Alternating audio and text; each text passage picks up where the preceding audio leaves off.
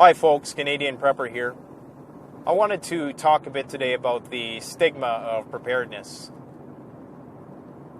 Now, there most definitely is a secrecy that one should certainly exercise caution when talking about preparedness with their friends, your colleagues, your family members.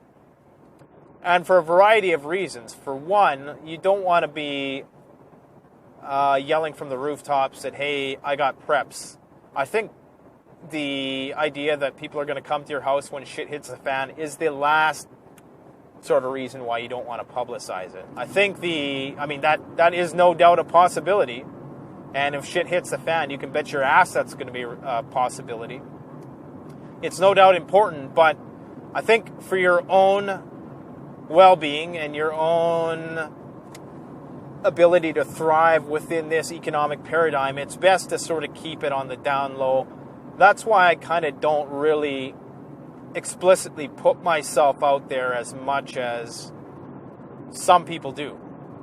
You know, I don't get in front of the camera too often because, you know, I try to sort of stay in the shadows a little bit. You know, as much as I make videos twice a week, you know, I still try to remain a little discreet with what I do.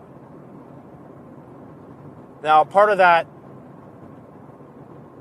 stigma of prepping and the forced secrecy is due to the Mental Health Association.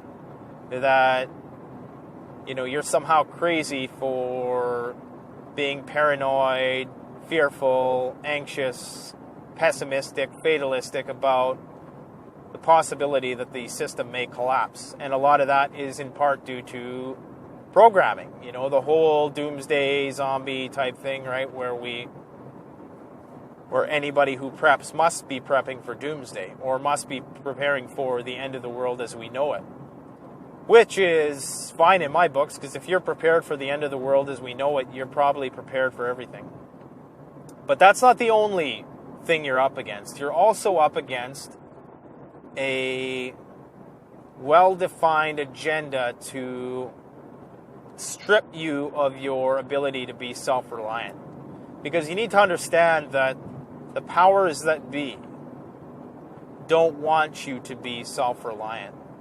You see, any spark can become a flame, and any flame can become a fire, and any fire can become a blaze, and any blaze can become a raging inferno. And anybody who is in some way not dependent on the system in order to preserve their livelihood is a spark that is waiting to ignite other people. Other fuel is waiting to galvanize other people. So that's why, you know, like an elephant in the Serengeti, they try to stamp out fires anytime they see them because they realize the potential for that fire to turn into a blaze. And the powers that be are, I just use that catch-all term to describe basically the shadowy elite that's running the show. You know, the super wealthy, billionaire, banking families, whatnot. We all know about all that stuff, right? They are control freaks, and to allot the individual with any small amount of control, even though it may seem trivial and minimal, is to potentially leave a stone unturned. It's a potential spark which may well become a raging inferno. That's why the CIA is so, you know, some people say, oh, like, what do they care about these little groups and these little, you know, organizers and stuff like that? Well, they understand full well that it only takes one charismatic individual to completely galvanize the masses. I can't remember what the phrase was, but it was something to the effect of never believe that one person cannot change the world, because indeed that's the only thing that ever has. I think it might have been Margaret Mead anthropologist or something like that who said that. You don't have to agree with their politics, but you have to at least, dignify her statement and understand that, self-sufficiency, self-reliance, preparedness, being able to look out for yourself is fundamentally opposed to the functioning of this system as is.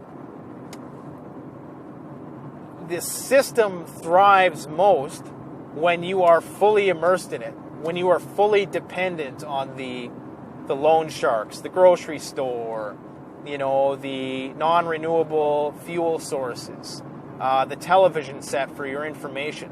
The system gets its power from you conceding your power, essentially, to it. Gets its power from you capitulating your free will to its will. I used to say, if you don't use your mind, somebody else is. That's a saying I made up many, many years ago. And, so there's a lot against this whole movement of being prepared, and you can't don't look to the world, don't look to your peers for validation for doing what you do, because you're not going to find it. I think there's a lot more preppers out there than 3%. I think a lot of people in emergency services, I've said this before, military, there's a lot of closet preppers out there who don't make it known. And they might not even know they're preppers. There's a lot of people who just live the life, and, perhaps they're older generations from a time where, things were harder, and so they just naturally tend to be more conservatively minded, not politically necessarily, but in the sense of conserving and, storing, being frugal, rationing, stuff like that. So there's definitely a prepper isn't always, as I've said before, going to identify as one.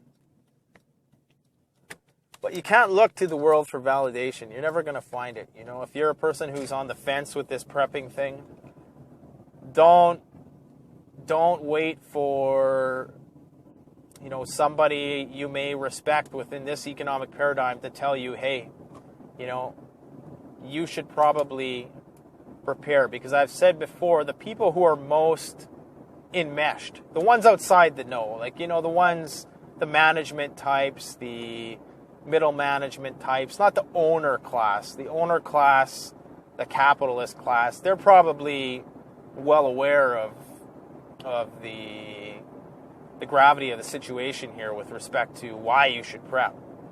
They fully understand the boom and bust, the nature of our frail economic system, and how we're sort of on the brink of collapse on so many fronts. Excuse me. But it's, don't look to those who you may, be privy to encounter on a daily basis for encouragement to prepare, because a lot of those people are put there because they are so compliant with the system. They're compliant, but they are also assertive with the non-compliant. So they're yes men and women who are very good wordsmiths. They're very good, they're not the most analytically gifted of people. They're not the most critically minded, but within their little window, within their little scope of practice, whatever that may be, they're mavericks. And they don't necessarily see the big picture. And it's their lack of self-reliance and self-dependence and self-sufficiency and individuality which has, in some ways, enabled them to assume the position that they're in. And I'm not necessarily talking about entrepreneurs, and, that takes a bit more creativity and ingenuity and sort of personal freedom of choice and stuff like that. I'm talking about largely bureaucracy. And bureaucracy comes, for me as a person who I've taken political science, and as we define it, bureaucracy is just anybody who's paid directly by government. So that could be a janitor working at a hospital, to a politician, to a police officer. That's what bureaucracy is. So any bureaucratic type is usually put there because on some level they don't rock the boat, So don't look to those people for answers and for perhaps that push to prepare. Because you know what? When shit does hit the fan, and I've talked about the paradigm shift where the first will be last and the last shall be first, is that look to the truly self-reliant for guidance for that. That's the thing, is that the truly self-reliant, self-sufficient types, honestly, they're not on YouTube either, but they're not going to get too far in this society, because you can't. I mean, you can't have your cake and eat it too. You can't be the best prepper homesteader and also be, a Wall Street business mogul. You just can't. You can't have both of those things. You can't be a manager of a healthcare center and, be the most individualistically minded person. Quite the contrary. You have to be quite collectivist in your thinking. You have to be quite, I don't want to say brainwashed, because, there's a lot of really intelligent people out there in management,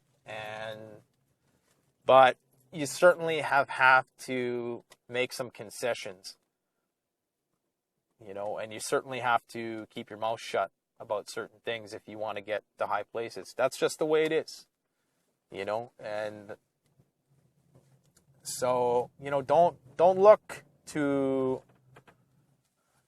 those in prestigious positions for that go-ahead, that nod of approval, because you're not going to find it there. I guarantee you're not going to find it there.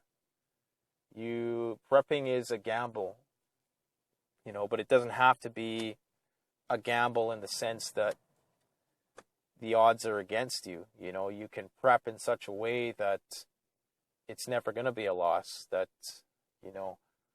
it can be beneficial, just like buying wholesale. It can actually be an economically lucrative way to live. So I don't know, just a little bit of a ramble there today. I usually don't dabble in the political stuff, but I figure, I watched a couple videos recently that talked about the secrecy thing, and unfortunately that's just something that comes with the territory of preparedness in this day and age, because you need to understand that the way society is designed right now, it's not conducive towards, that self-reliant lifestyle. It's just, that is the exact opposite of what we want. That's why they're trying to regulate everything to death, so they can squeeze the little guy right out of the process in every aspect, whether it's agriculture, medicine, pharmaceuticals, law enforcement. They're trying to regulate the shit out of everything so that your rights are as minimal as possible and that you have no spark left. And there's that saying from The Road, and I find it really fitting when talking about this, that the boy asks his dad, what's the fire? And the dad says, the fire that's inside you, that's your job to survive, is to carry that spark forward. And I don't think he was just talking about, the spark of life, which most definitely he was talking about, but there's also the spark of free will, autonomy, self-determination. That's the spark that they're trying to stamp out. And once you stamp that spark out, you're just a robot. You don't have that life force anymore. That life force That spark is what makes us human. Anyways, so just thought I'd go on a little rant today. Let me know what you think. Thanks for watching. Canadian Prepper out.